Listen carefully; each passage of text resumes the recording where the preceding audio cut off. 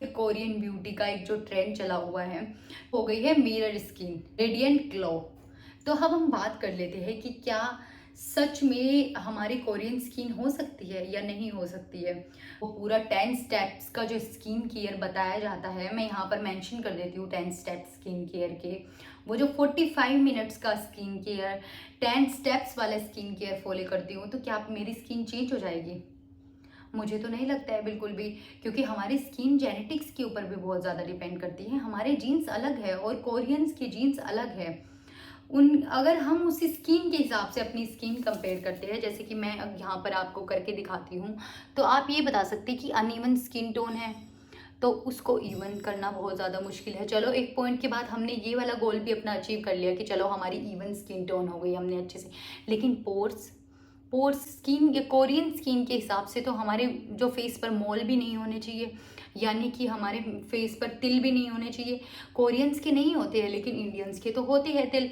Indian के face पर तो पोर्स भी होते हैं।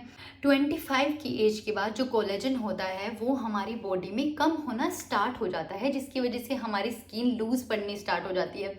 जब हम स्किन केयर करते हैं वो मुझे लगता है कि हमारी एज को थोड़ा स्लो कर देती है। एक एज होती है, उस एक एज के बाद मुझे लगता है वो डिक्लाइन वाली चीज़ आती है। हम जब बच्चे होते हैं, हम बड़े होते हैं, बड़े होने के बाद हम बूढ़े होते हैं, तो ये एक नेचुरल प्रोसेस है। और मुझे लगता है कि हम स्किन केयर से या फिर एक अच्छी डाइट के साथ, एक अच्छी लाइफ स्टाइल के साथ इन सब चीज़ों को स्लो कर सकते हैं, लेकिन हम रिवर्स नहीं कर सकते। 50 साल की एज में 20 साल के नहीं लग सकते हैं, चाहे हम कितनी भी कोशिश कर ले।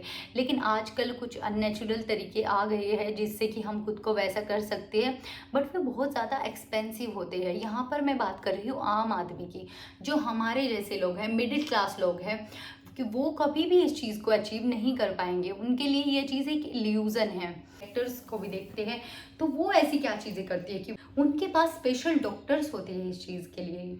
वो कितनी सारी प्लास्टिक सर्जरी से गो थ्रू करती है वैसी बॉडी को अचीव करने के लिए। बहुत लोग अपना बेली फैट कम कराने के लिए सर्जरीज से गो थ्रू करते हैं। सर किस किस तरीके से उनके ऊपर इफेक्ट पड़ता है, लाइटनिंग का इफेक्ट उनके ऊपर पड़ता है।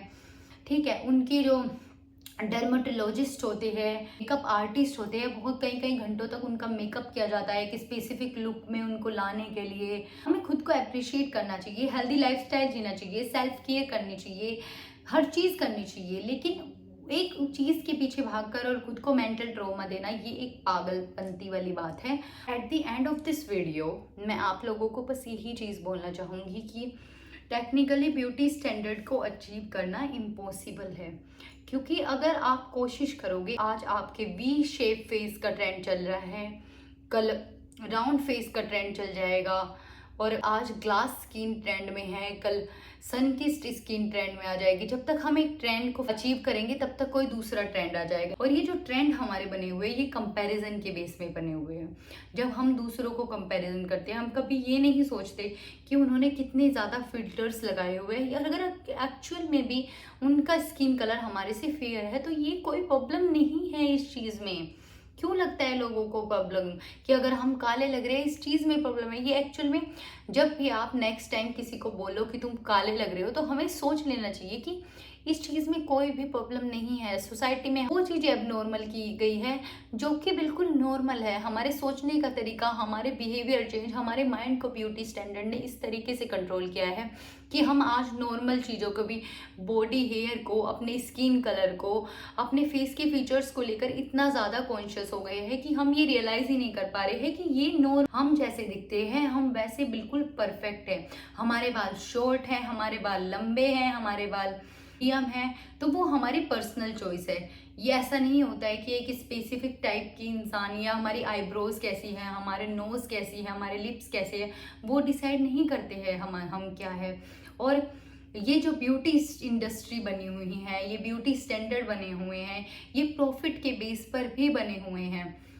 अगर ये स्किन केयर सर्जरिकल प्रोसेस, अगर लोग इनसिक्योर नहीं होंगे और हर इंसान खुद में सिक्योर फील करेगा, तो ये ब्यूटी इंडस्ट्री जो हजारों करोड़ों की एक मतलब प्रॉफिटेबल के उसके बेस पर बने हुए हैं, हर एक इंसान में हर दिन जब भी हम उठते हैं हर दिन एक नया ब्यूटी ब्रांड लॉन्च हो जाता है, हर एक्ट्रेस का एक ब्यूटी ब्रांड है। तो हम सब अपनी फेस वैल्यू को यूज़ कर करके लोगों को वो चीज़ें बेचते हैं जो वो खुद है, और उन्होंने उन चीज़ों के पीछे कितनी क्या क्या नहीं किया है। उन्होंने सर्जिकल प्रोसेस के गो थ्रू करा है, एक पेन से गो थ्रू करा है, मेंटल प्रेशर से गो थ्रू करा है।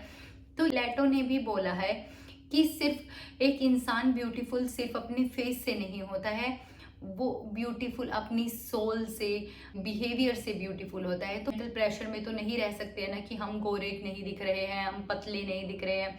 तो हमें अपने आप के ऊपर ध्यान देना है। हाँ, हमें सेल्फ केयर करनी है अपनी।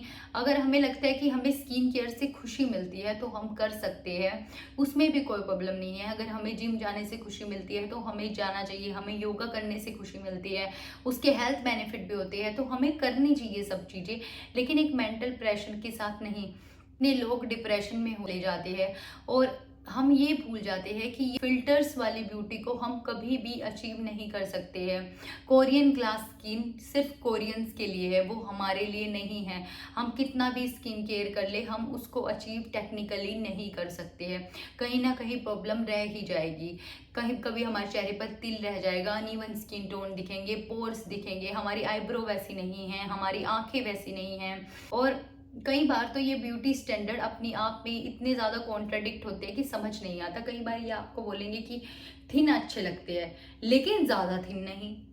तो ये कौन डिसाइड कर रहा है कि इतने थिन होंगे आप तब अच्छे लगेंगे, कि या फिर आप इतने थिन होंगे तो आप तब अच्छे लगेंगे।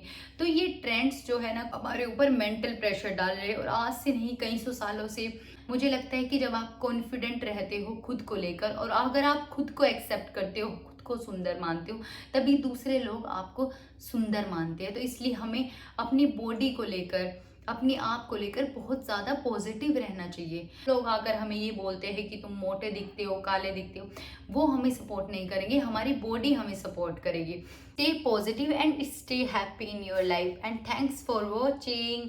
कि ऐसी ही पॉजिटिव माइंडसेट वाली और वैल्यूएबल वीडियोस देखने के लिए मेरे चैनल को सब्सक्राइब कीजिए।